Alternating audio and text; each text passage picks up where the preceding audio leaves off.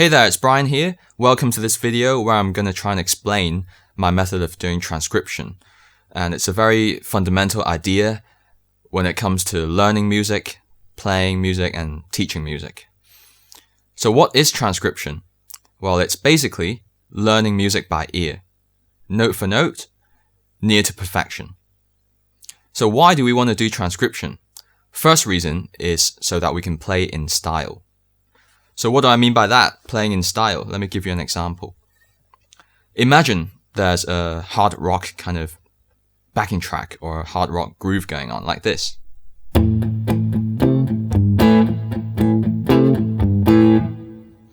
You wouldn't necessarily imagine a smooth jazz kind of soft and mellow guitar playing over it.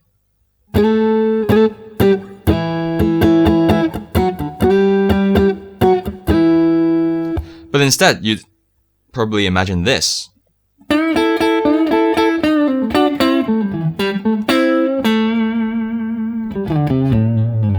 Over that hard rock groove.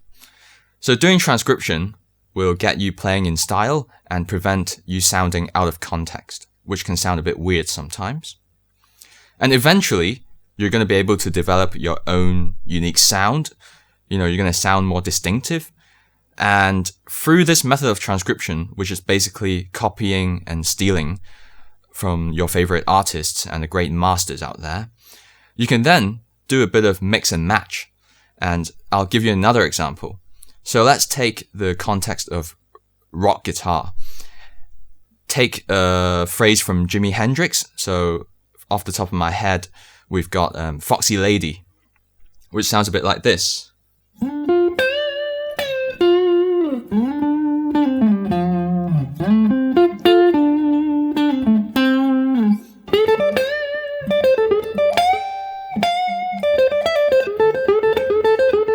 So let's take this final bit here. He loves to do that. And then take Jimmy Page, Stairway to Heaven.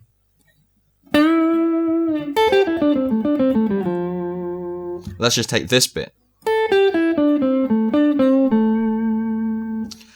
And then we can combine the two, take a different key, let's say playing B minor.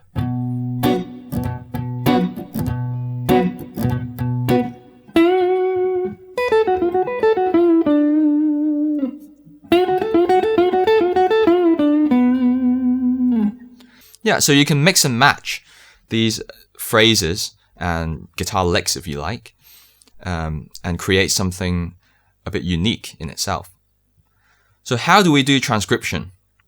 Well, I actually follow a very specific method, which I hope that by the end of this video, you can go and try it out, test it for yourself, and let me know how it goes, because for me, it has worked very, very well, and I've progressed a lot ever since learning music, doing transcription using this method.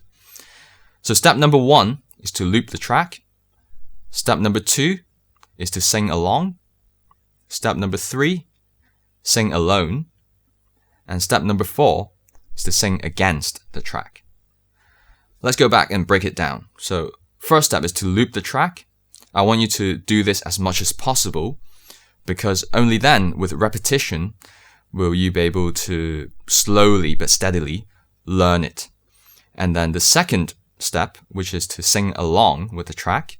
By doing so, you're really helping yourself to memorize the track, and you're going through something called internalization, so you internalize it in your head. And also that way, you're going to be able to figure out all those little nuances, such as the articulations with the bends and the slides and the vibratos, because the masters, even amongst themselves, they're going to play slightly differently from each other because everyone is different, right, in their playing styles. So third step is to sing alone.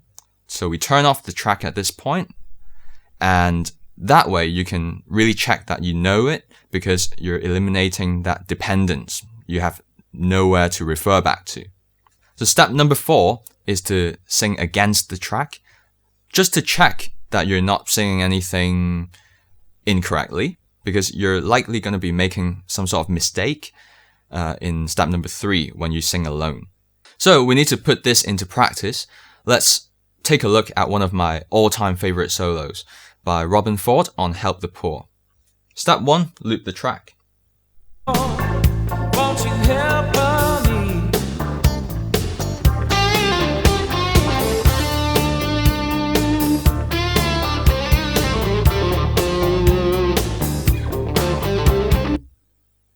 We only really need to learn the first phrase because that's enough material to work with. Second step is to sing along.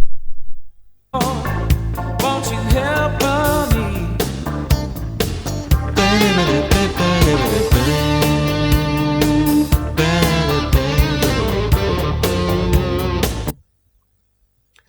Third step is to sing alone. So I've turned off the track now.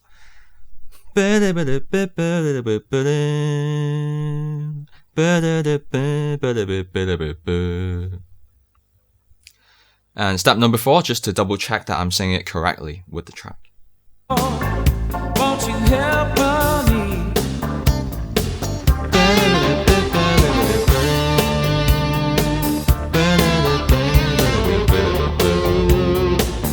All good? And now, once you've done this, you go on to step number 5, which is to find the notes on the guitar. And at first, I think you're gonna struggle a little bit if you've not done this before. But basically, you can do it note by note. So first note, just try and find that on the guitar. And at first, you might have to, do a bit of experimentation and exploring.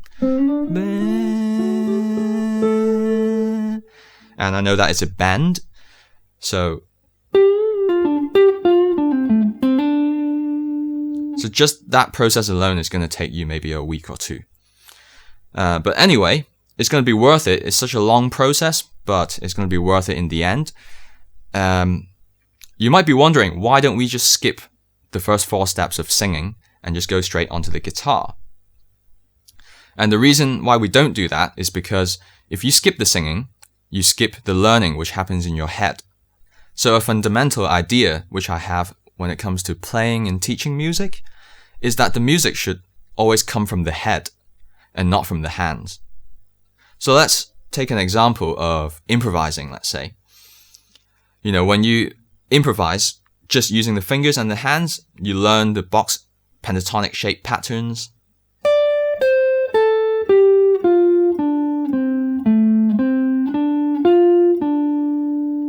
It's really limiting because your fingers are taking the control.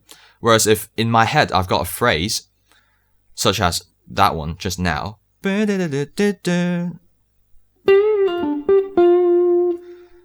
and some other phrases like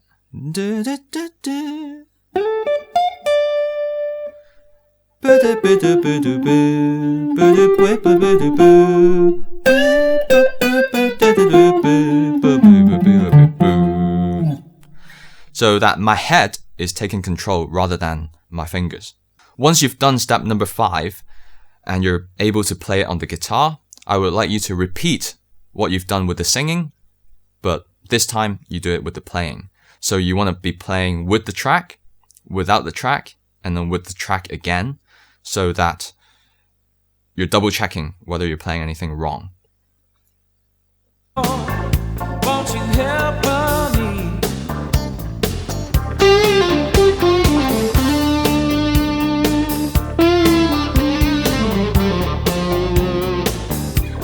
And then play alone.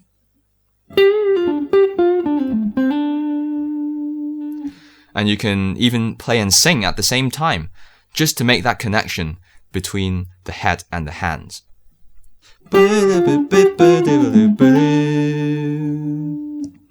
Alright, so we've done all the hard work, now let's have a bit of fun with it. And this step of application and using what you've learned requires a bit of creativity, I think. For example, you can change the key and transpose this phrase into another area. So this is in D minor. Can you play it in G minor? Can you play it in B minor?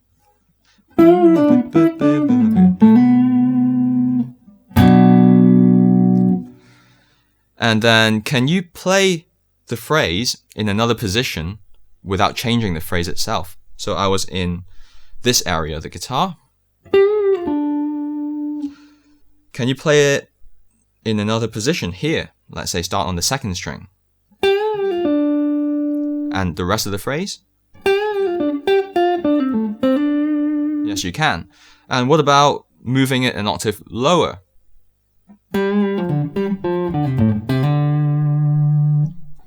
So a lot of possibilities when it comes to applying your knowledge. Anyway, I hope this video has been helpful in explaining my methodology of doing the transcription. It's such an important process that I urge you to try it for yourself. So I'll see you next time. Cheers.